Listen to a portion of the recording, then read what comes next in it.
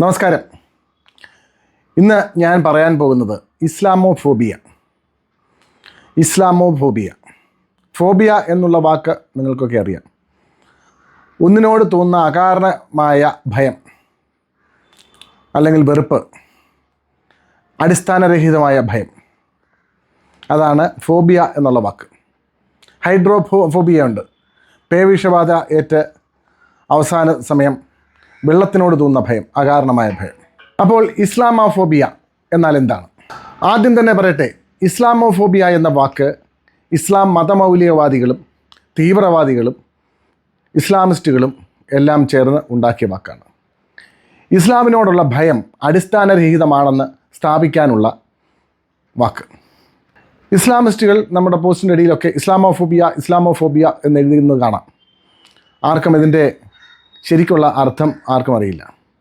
എന്നാൽ പൊതുജനത്തിന് തോന്നുന്ന അകാരണമായ ഭയം, അടിസ്ഥാനരഹിതമായ ഭയം അല്ലെങ്കിൽ വെറുപ്പ്, അതാണ് അവർ ഉദ്ദേശിക്കുന്നത്. അത്തരത്തിലുള്ള അകാരണമായ ഭയമാണോ അന്യമതസ്ഥർക്കും മതമില്ലാത്തവർക്കും യുക്തിവാദികൾക്കും വരെ ഇസ്ലാമിനോട് തോന്നുന്നത്? അങ്ങനെയാണ് ഇസ്ലാം മതമൗലികവാദികളും ഇസ്ലാമിസ്റ്റുകളും മതം മാത്രം പഠിച്ചിട്ടുള്ള ഇസ്ലാം മതവിശ്വാസികളും പറയുന്നതും പ്രചരിപ്പിക്കുന്നതും. കാരണം ആ മതത്തിൻ്റെ അടിസ്ഥാന പ്രമാണങ്ങൾ മാത്രം പഠിച്ച് ആ പ്രമാണങ്ങളിലൂടെ മാത്രം നോക്കുന്ന ഒരു ഇസ്ലാം മതവിശ്വാസിക്ക് മറ്റുള്ളവർ അവരെ ഭയക്കുന്നുണ്ടെങ്കിൽ അത് ശരിയല്ല എന്നുള്ളതാണ് അവരുടെ ഉത്തമ ബോധ്യം. അങ്ങനെയാണ് അവർ വിശ്വസിക്കുന്നത്. അവരുടെ ആ ശരിയെ തിരുത്താൻ ആരാലും സാധിക്കില്ല. കാഴ്ചയില്ലാത്ത സമൂഹത്തിൽ കാഴ്ച ഒരു അന്ധവിശ്വാസമാണ്. ഇസ്ലാം മതത്തിൻ്റെ അടിസ്ഥാന പ്രമാണങ്ങൾ മാത്രം പഠിച്ച് ഇസ്ലാമിൻ്റെ അടിസ്ഥാന പ്രമാണങ്ങളിൽ അടിയുറച്ച് വിശ്വസിക്കുന്നവർ ലോകം മുഴുവൻ ഇസ്ലാമിക രാഷ്ട്രം ആകണമെന്ന് ആഗ്രഹിക്കുന്നു. അതിനുവേണ്ടി ചെയ്യുന്ന ഏതൊരു പ്രവൃത്തിയും ന്യായവും സത്യവുമാണെന്നും സ്വർഗമുണ്ടെന്നും സ്വർഗം ഇസ്ലാമിലൂടെ മാത്രമാണെന്നും അവർ വിശ്വസിക്കുന്നു. എതിർക്കപ്പെടേണ്ടവരാണെന്നും കൊല്ലപ്പെടേണ്ടവർ പറയുകയാണെന്നും അവർ വിശ്വസിക്കുന്നു. ഒരാളെ ഇസ്ലാമാക്കുന്നത് പുണ്യമാണെന്നും അങ്ങനെ അത് ചെയ്യുന്നതിലൂടെ മറ്റുള്ളവർക്ക് സ്വർഗം ലഭിക്കാനുള്ള വാതായനങ്ങൾ അവർ തുറന്നു കൊടുക്കുകയാണെന്നും അവർ വിശ്വസിക്കുന്നു. ഇസ്ലാമിന് വേണ്ടി കൊല്ലുന്നതും ചാകുന്നതും പുണ്യപ്രവൃത്തിയാണെന്ന് ചിന്തിച്ച് പ്രവർത്തിക്കുന്നവരും അതിൽ ശരിയുണ്ടെന്ന് മനസ്സാൽ കരുതി അതിനെ പിന്താങ്ങുന്നവരും ഇസ്ലാം മതത്തിൽ വളരെയേറെയുണ്ട്. കലിമ ചൊല്ലിച്ചു നോക്കി ഇസ്ലാം ആണോ അല്ലയോ എന്ന് മനസ്സിലാക്കി വെടിവെച്ച് കൊന്നതും ശരിയാണെന്ന് അവർ കരുതുന്നു. ചാവേർ ആക്രമണത്തിൽ സാധാരണക്കാരെ കൊല്ലുന്നതും ശരിയാണെന്ന് അവർ കരുതുന്നു. ഇതൊക്കെ ഈ ആധുനിക യുഗത്തിൽ നടക്കുന്നുണ്ടെങ്കിൽ ഇസ്ലാം മതം അത്രത്തോളം ഇസ്ലാം മതവിശ്വാസികൾ രൂഢമൂലമായിരിക്കുന്നു എന്ന് വേണം നമ്മൾ മനസ്സിലാക്കാൻ.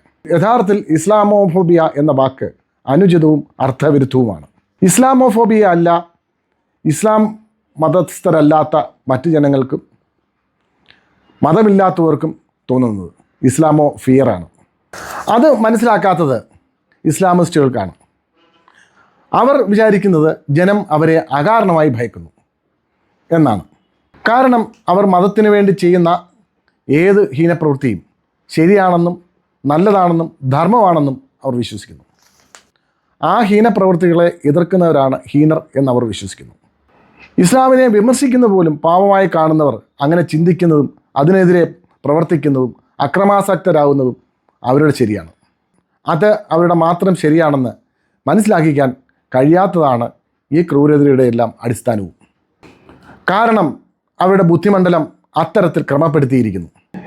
ഇസ്ലാം മതത്തിൻ്റെ പേരിൽ ആക്രമണങ്ങൾ ഉണ്ടാകുമ്പോൾ ആ മതത്തിൽപ്പെട്ടവരും ഇസ്ലാമിസ്റ്റുകളും അതിനെ ന്യായീകരിക്കുന്നത് എല്ലാ മതത്തിലും അത്തരത്തിലുള്ള ആക്രമണങ്ങൾ നടക്കുന്നുണ്ടല്ലോ എന്നുള്ളതാണ്. ശരിയാണ്, എല്ലാ മതത്തിലുമുണ്ട്. പക്ഷേ അതൊരു പൊതുവായ സംഗതിയല്ല. അതൊക്കെ കാലദേശാനുസൃതമായ സംഭവങ്ങൾ മാത്രമാണ്. അത് എക്കാലത്തും നിലനിന്ന് പോയിട്ടില്ല. ഇസ്ലാമിനെ ഒഴിച്ച് ഏത് മതത്തെയും വിമർശിക്കാം, ആ മതത്തിലുള്ളവർക്കും മറ്റു മതത്തിലുള്ളവർക്കും. എന്നാൽ ഇസ്ലാമിനെ വിമർശിച്ചാൽ വിമർശിക്കുന്നവരെ മതേതര വിരുദ്ധരും മത തീവ്രവാദികളും ഇസ്ലാമോഫോബിയക്കാരും ഒക്കെ ആകെ ചിത്രീകരിക്കും. അത്തരത്തിലുള്ള അത്ഭുതകരമായ ഒരു രാഷ്ട്രീയ സാഹചര്യമാണ് നമ്മുടെ കേരളത്തിലുള്ളത്. ഇസ്ലാമിസ്റ്റുകളെയും ഇസ്ലാമിക ഭീകരവാദത്തെയും പ്രോത്സാഹിപ്പിക്കുന്ന രാഷ്ട്രീയ സാഹചര്യമാണ് ഇപ്പോൾ കേരളത്തിലുള്ളത്. അത് LDF ആയാലും UDF ആയാലും അതിനെ പ്രോത്സാഹിപ്പിക്കുന്നു. ഇസ്ലാം മതം വിമർശനാതീതമാണെന്നുള്ള വെയ്പ്പാണ് ഇവിടെയുള്ളത്. ഈ വഴിവിട്ട പ്രീണനം ഇവിടെ വളരെ ദൂഷ്യഫലങ്ങൾ ഉണ്ടാക്കും. പരിവർത്തനങ്ങൾക്ക് വിധേയമാകാത്ത ഒരു ആശയവും ലോകത്തില്ല. എല്ലാ ആശയങ്ങളും അതത് കാലത്തെ ശരികളാണ്. ആ ശരികൾ കാലാനുസൃതമായി മാറിക്കൊണ്ടിരിക്കും. ഒരു ആശയം അങ്ങനെ മാറാതിരുന്നാൽ ആ ആശയവാഹകർ മറ്റുള്ളവർക്ക് നാശം വിതയ്ക്കും, സ്വയം നശിക്കുകയും ചെയ്യും. അതും പ്രകൃതി നിയമമാണ്. അതിന് എത്ര കാലം എടുക്കുമെന്നുള്ളതാണ് നമുക്ക് മനസ്സിലാകാത്തത്. നന്ദി, നമസ്കാരം.